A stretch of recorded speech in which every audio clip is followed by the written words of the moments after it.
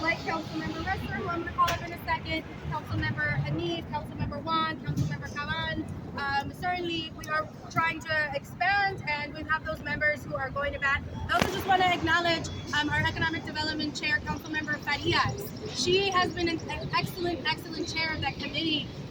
And gets it. She's someone who understands that we cannot talk about economic development and leave manufacturing out. And this is very much her bill, and I'm just really proud that she's leading it. She's going to rep for the Bronx, like the rest of us are going to rep our boroughs. But I just want to give you your flowers because it's an honor to work with you.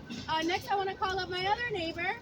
I try to kick him out. He keeps coming back. Councilmember Lincoln Ressler. I will say I was under anesthesia like less than 2 hours ago, but I think Jen would have killed me if I didn't make it today. And so I am here. Thank you. Is that too much? Thank you for sharing your health. I'm in good health. Everything's all right. But in all seriousness, Jen has been the leading. Jen has been doing an amazing job leading his work in the council, bringing all of us to the table, and I really want to thank you for making sure that industrial policy is a priority. And it moves because we have an amazing chair of economic development. And so I really want to thank Amanda because on every issue that is in your purview, you're pushing. And like pushing in all the right ways. And I really appreciate it. And we have an amazing coalition of council members here from Southeast Queens, from Central Brooklyn, Dan, Farah, Sandy, because this is really important. You know, when Jen and I were kids, high concentrations a long time ago. Much like that. Not giving you any. It's not that type of rally. But we used to have high concentrations of our constituents that walked to work. They walked to the industrial jobs, to the manufacturing jobs that were in our community. And unfortunately, we've seen major reductions over the course of the last 25, 30 years. But we need to protect the jobs that we have. We need to protect the industrial manufacturing zones that we have. I am deeply fortunate that the MPC is based in Greenport, that the Brooklyn Navy Yard is in the 33rd, that Evergreen is doing amazing work across North Brooklyn. We have terrific industrial organizations that are fighting for the manufacturing community, that are making sure that people who may only have a high school degree have access to life-sustaining jobs in the industrial manufacturing sectors in New York City. There are many noxious uses that don't belong in residential areas. But if we don't protect our industrial manufacturing zones, that the essential resources that we depend on as New Yorkers will have no place in the 5 boroughs. But what I'm really excited about in this plan is also thinking about how do we invest in the resilient green infrastructure that our communities need.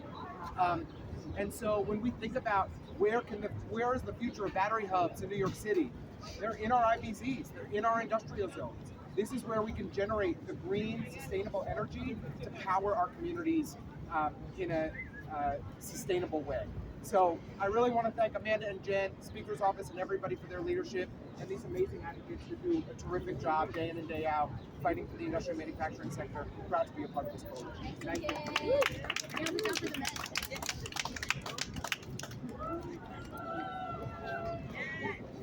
Before we will conclude, again, we just want to thank all of you, all of our colleagues and advocates. And if we haven't driven the message home already, manufacturing is vital, it's necessary, and it's sexy. We encourage all of you all to join us in this movement in all seriousness, because we really cannot be a city of yes. We really cannot be a city that continues to welcome more and more New Yorkers with no plan. And manufacturing is a key part of that, and so we welcome you to join us in this movement. And I think now at this point we can conclude and we can take questions from the press. Have any questions? Yeah, well, a lot of the workers in these IBCs are members of labor unions or organized labor. Are there any organized labor partners or any labor union partners helping you guys or working on this bill with you? Yeah, so I've actually had, I've had numerous conversations with a bunch of different labor unions around the city. They've seen the bill language. They seem like most folks that read it are like, this is something that we've been waiting and anticipating to happen. Why haven't we done this? So glad you're doing it. They are going to be in the larger part of the coalition, and then going forward with how we move this bill and get it passed. So we are in conversations. Obviously, we want to make sure that not only is the workforce protected, but our labor unions are protected. Yeah.